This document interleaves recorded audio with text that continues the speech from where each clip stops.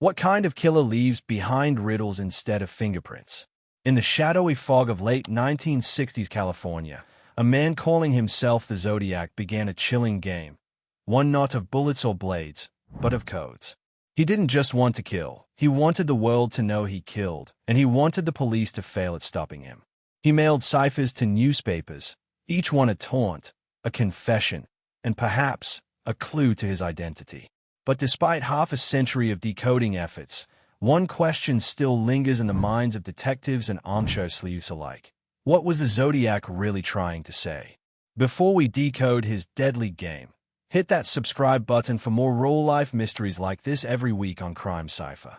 Leave a comment if you think you've seen a pattern the FBI missed, and stick around to test your own decryption skills in our interactive cipher challenge. The killer who spoke in code. The Zodiac Killer emerged from the darkness in the late 1960s, claiming responsibility for a series of gruesome murders across Northern California. While police officially tie him to 5 confirmed victims, the killer himself boasted of taking 37 lives. But what truly made him infamous were not just his crimes, but his words. He sent handwritten letters to newspapers, peppered with eerie symbols and ciphers. Some of these messages included threats of future attacks. Others contained what he described as his motive: killing people is so much fun. For the media and the public, this blend of violence and intellect was chilling. The Zodiac wasn't just targeting individuals. He was targeting the entire system of justice, daring it to stop him. A chilling introduction to his mind. The first major clue came with the now famous 408-character cipher, sent in 3 parts to various California newspapers. It was quickly solved by a school-teacher couple, Donald and Betty Hardin, who worked tirelessly to decode the symbols. What they uncovered wasn't a confession. It was a disturbing peek into the mind of a man who claimed killing was more fun than hunting wild game. This early success gave investigators hope that cracking the Zodiac's codes would help track him down. But what followed next was far more complex and far more mysterious. The Zodiac 340 cipher, a puzzle that took 51 years. On November 8, 1969, the Zodiac sent what would become one of the most baffling cryptograms in American crime history, the Z340 cipher. For over 5 decades, it stood unsolved, frustrating cryptographers, linguists, and law enforcement officials alike. Then, in December 2020, a team of codebreakers, David Aranchak, Yal Van Eyck, and Sam Blake, announced they had finally cracked it. The decoded message didn't reveal the Zodiac's identity. Instead, it mocked the police and boasted about his crimes. "I am not afraid of the gas chamber, because it will send me to paradise."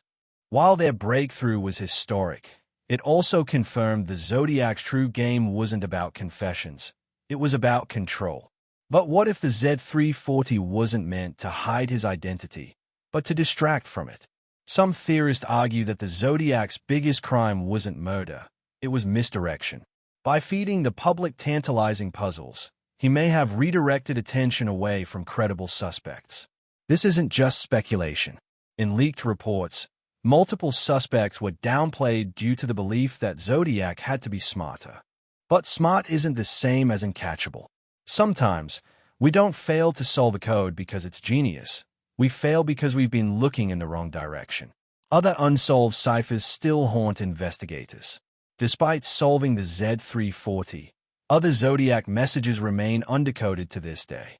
These include shorter ciphers like the 13-character and 32-character puzzles, believed by some to contain hints about his name or identity.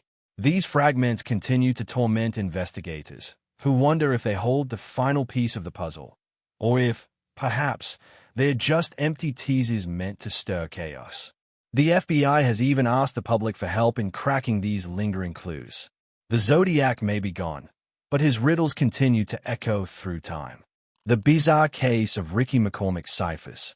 But the Zodiac wasn't the only mysterious figure to leave behind cryptic notes. In 1999, the body of Ricky McCormick was found in a Missouri cornfield with 2 strange coded notes in his pockets. The FBI has never been able to decipher them. To this day, the Ricky McCormick case remains open, and the agency has even released the notes to the public in hopes of crowdsourced breakthroughs. Some theorize the ciphers are connected to mental illness, others think they're the work of a killer. But like the Zodiac's messages, they seem to dance on the edge of comprehension, just out of reach.